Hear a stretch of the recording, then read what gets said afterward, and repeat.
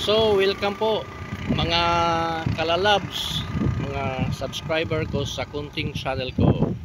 Nandito po tayo sa on the way from Hagna to Sierra-Bulyones. Dito po tayo dumaan sa gitna ng highway papuntang Sierra-Bulyones.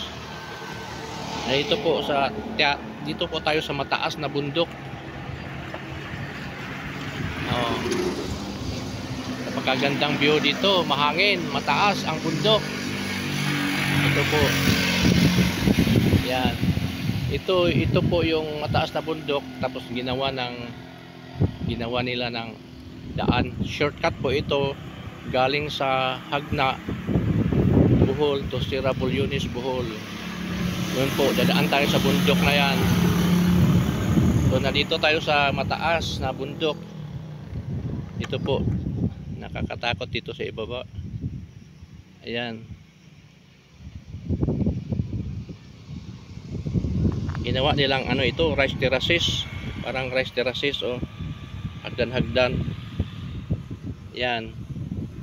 Papunta doon sa ibaba. Doon. Yun, doon. So yan po ang paligid. Parang nakakalula. So nakikita natin ang paligid dito sa Hagna. Yung banda po, dagat po yun, papuntang Guindulman, Duero. Yan. Dito po tayo sa side sa bundok sa Sierra-Bulyones. Sierra-Bulyones nasa interior part po yan ng Bohol. So ang sunod nating pupuntahan, stopover, ay ang Mayana Bridge.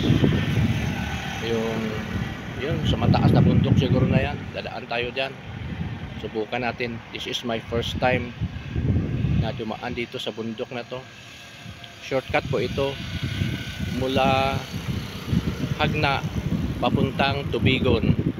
Kasi po kung sa exterior tayo dumaan along the coast, siguro more than 3 hours ang takbo sa motor. Kung may mga traffic pa, baka abutan ng 4 na oras. Pero kung dito po tayo dumaan, shortcut ito, Hagna to Tubigon. Ang daan natin Sierra-Bulyones, and then Carmen to Katigbian, then Katigbian to Tubigon. So medyo madali lang, maybe 1 hour and a half. So malaking tipid po sa gasolina at saka sa oras. So dito po tayo magtapos, at mamaya dadaan tayo doon sa Mayana Bridge, yung mataas na bridge sa bundok na yan.